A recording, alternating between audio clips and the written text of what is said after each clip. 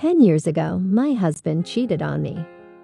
At that time, we had been married for about 4 years. My son was 2.3 years old. I won't write about the pain I went through, about the lies. It's obvious. The girl with whom the affair happened was a subordinate. We were in our 30s at the time. She was 25. She was married to a very wealthy guy.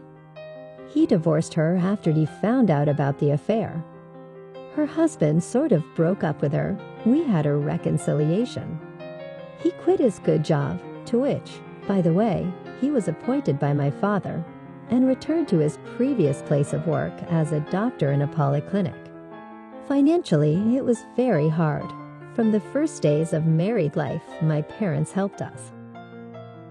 After the betrayal, my husband reluctantly returned to the family, as I think, under pressure from relatives. Soon my maternity leave was over.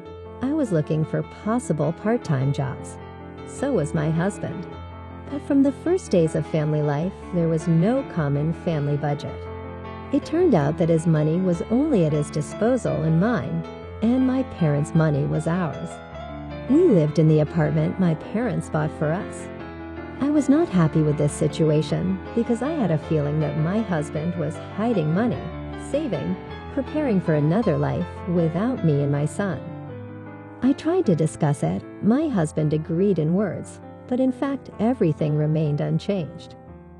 On this ground, there were a lot of lies, respectively, scandals, kicked out, we broke up, then reconciled, which I regret now. All this time, the infidelity stood between us. My husband didn't feel guilty, calling it a ridiculous affair and flirting. This all went on for over 8 years. I worked with a psychologist. Eventually, I decided to try to forgive because he is a wonderful, loving father. I learned to keep quiet, but the triggers were periodically triggered and reminded me of the meanness. Then my husband got a promotion. We moved into a new apartment in a nice neighborhood, purchased again by my parents, but arranged, of course, for me as a gift. The planned pregnancy came. My husband was caring, attentive, gradually began to buy groceries, took care of all the expenses for my son. Yes, I considered it an achievement. At 8 months, we had a stillborn baby girl. I don't know how I survived this period.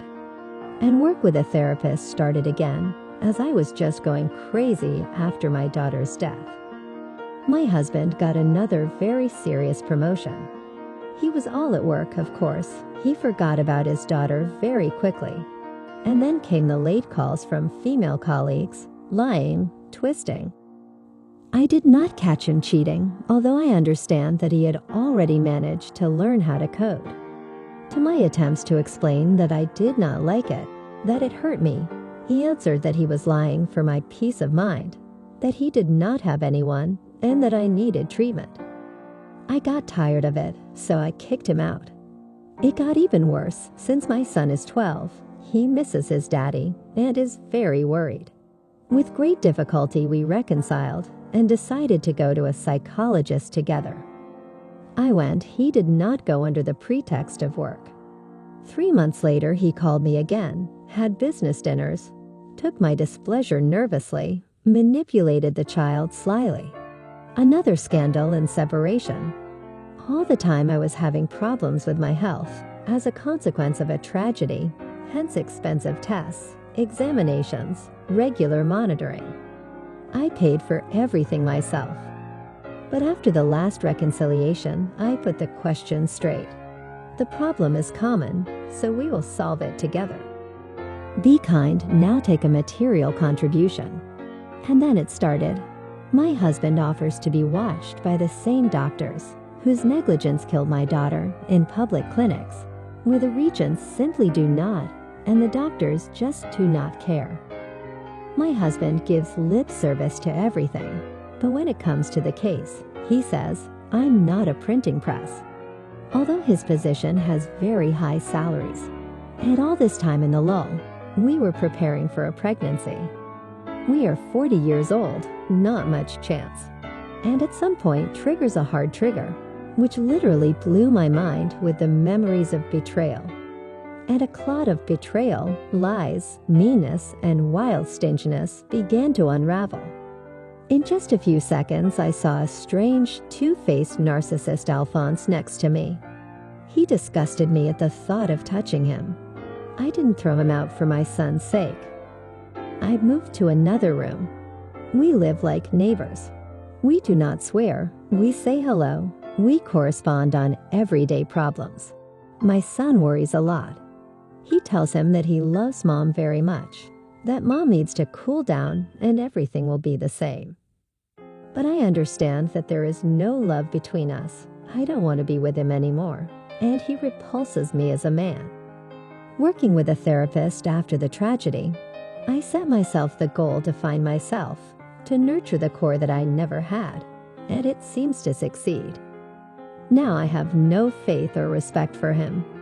In my eyes, he is a talentless narcissist with a low intellect who only knows how to lick useful people's places. I can no longer and do not want to be comfortable even for my son. I know that I have been a fool all these years, but I can't change that. The realization is coming that I want him to leave on his own. For the first time in years, I began to think not about changing or punishing him, but about how I could make myself happy. There is no jealousy or longing for him. We are getting a divorce. My mother hired her friend's son to work for us. For years, they had only talked on the phone and very rarely, so we never saw this guy until he came to work for us. He turned out to be a nice, sociable guy, but at the same time, a bit of a nerd and a big opinion of himself. His dream is to become a boss as soon as possible. He tries to master his new job as soon as possible and pesters all the employees with questions about what their responsibilities are, whether he can't look through the documents of their work in the past. The behavior is silly, and some even thought he was sent in with some kind of check from management. And so I developed a strange relationship with him. He started pestering me with conversations. He started asking me for tea several times a day. He began to invite me to go to lunch together in a cafe in the neighborhood. He congratulated me and my mother on my birthday with flowers. May treat me to some kind of delicacy. May, in the process of socializing, ostensibly accidentally grabbed my hand and pressed it to the table. Once, while helping me carry a load from one floor to another, contrived to palpate my chest with his hands, ostensibly to take it from my hands and help carry a few small items. For hours, he complained to me about his relatives and talked about books, interferes with my work, and irritates me with his tedious monologues. His behavior seemed to me like flirting, but at the same time, he doesn't ask me out on a date or make an attempt to pay for me at a cafe at lunchtime. Grabbing my arms and breasts, though, could be casual. Who knows him? Besides, I know he has a girlfriend he's been dating for years. He's keeping quiet about her. Maybe he doesn't know I'm aware of it. I have another theory that he wants to gain a foothold in the team at my expense and show the management that he is my friend. Actually, I don't have any connections at work, and my mother is an ordinary employee. But this guy and I are treated well by the management directly, and I can theoretically praise or scold someone in front of the management, thus influencing their opinion of the person. Could this guy's good attitude be out of self-interest? Or is he just a womanizer who has his eye on me? Or is this his way of trying to be friends since our moms are friends? Can a guy even just want to be friends with a girl he just met? I kind of believe in friendship between a man and a woman, but we're not in high school. Maybe I'm wrong, but it seems to me that a grown man only shows interest in a girl if he likes her. Meanwhile, the guy, despite his communication style, is cute. I feel that I am slowly starting to like him. I do not know how to behave further.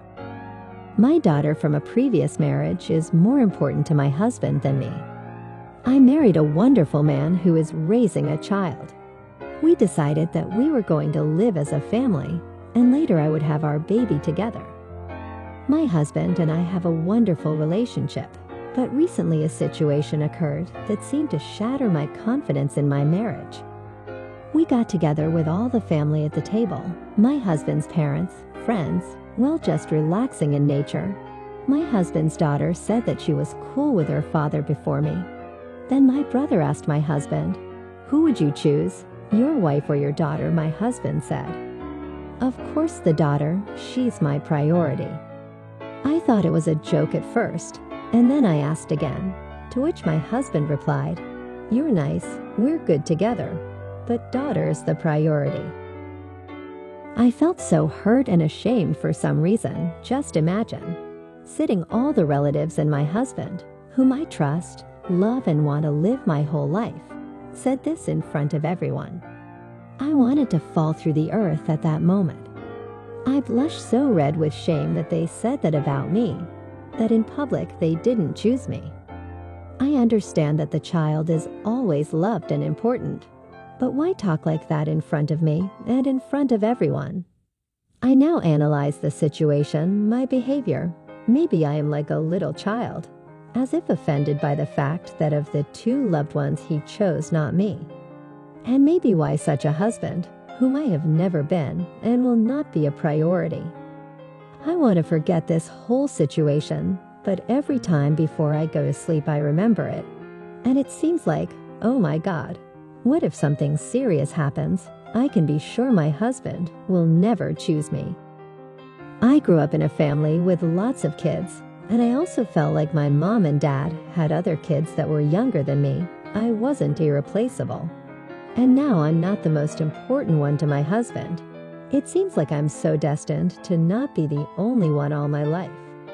For me, my mother is the only one in the world. My husband is the only one, and I am like a number for everyone, and I am not a priority for anyone. I also want someone to say about me that I am a priority. Even my mother, even my friend, even my brothers, even for my husband, I am not a priority. I know I should have chosen a man without a past. But my husband also has the right to be loved with a child. Anything can happen. I'm not bitter about the baby because it's not his fault he was born and loved. I want to find the reason in myself, why I was hurt by my husband's words that he would not choose me. Help me with advice or just tell me your opinion.